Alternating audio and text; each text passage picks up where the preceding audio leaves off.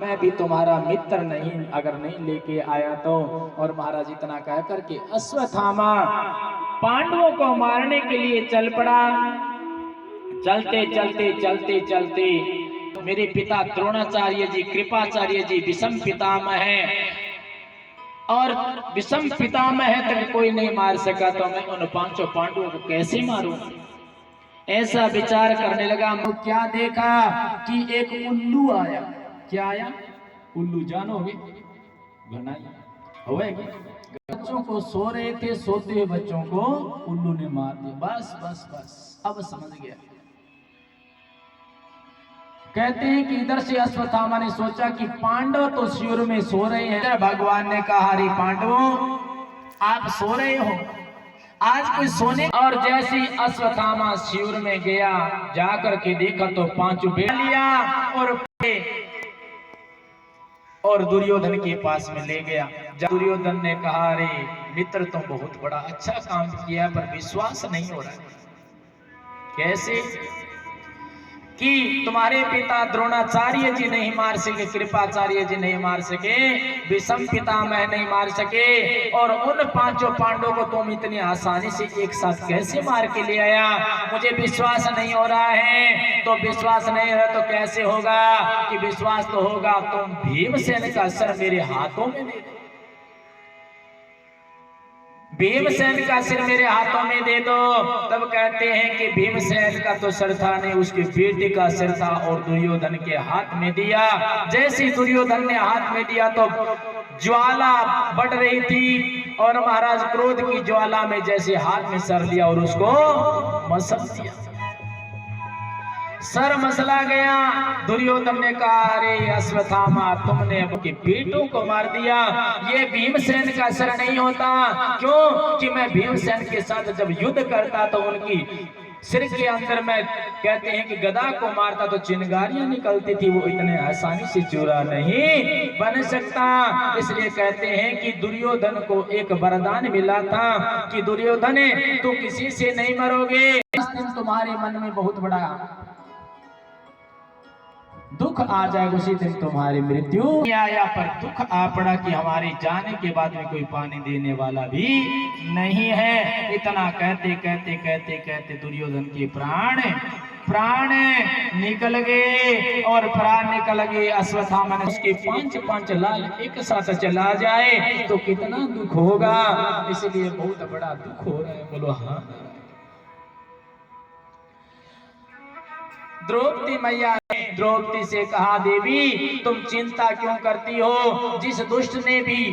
जिस किसी दुष्ट ने अपने पांचों बेटों को मारा है, उसको ला करके तुम्हारे सामने खड़ा नहीं कर दिया तो मेरा नाम भी धनुर्विद्या अर्जुन नहीं है। और अर्जुन ने गांडीव धनुष हाथ में लिया और महाराज से कहा कि अपने रथ को तैयार करो, और भगवान के रथ पर बैठ करके कैसे गए हैं कि भगवान साथी बने हैं। अर्जुन नहीं, ये कोई और बात नहीं है तो कि ये ब्रह्मास्त्र है।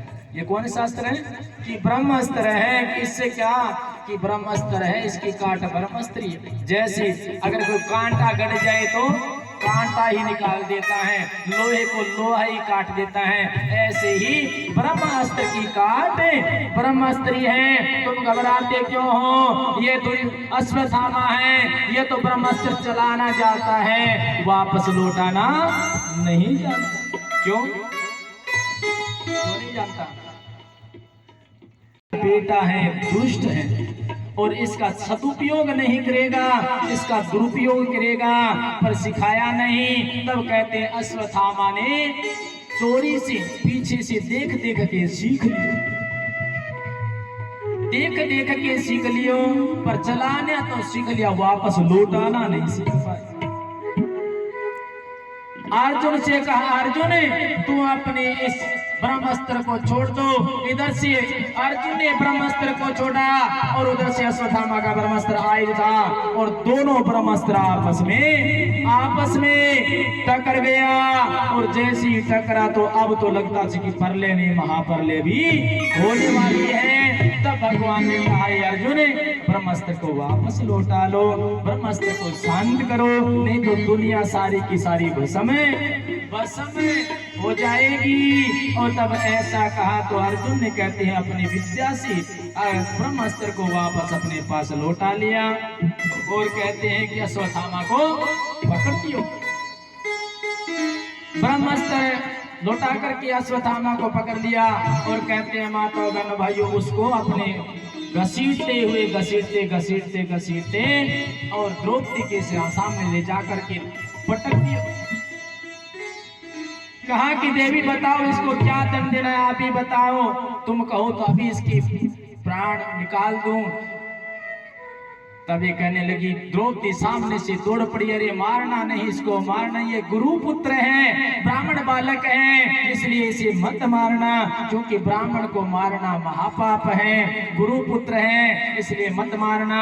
मेरी तो कोई बात नहीं, 5 पति बैठे हैं, 5 बेटे चले गए तो क्या हुआ, इनकी माता बेचारी कृपा देवी अकेली हो जाएगी, उसका कोई सहारा ही नहीं है, क्योंकि द्रोणाचार्य तो पहले ही मर गए थे, इसलिए उनका सहारा कौन बनेगा।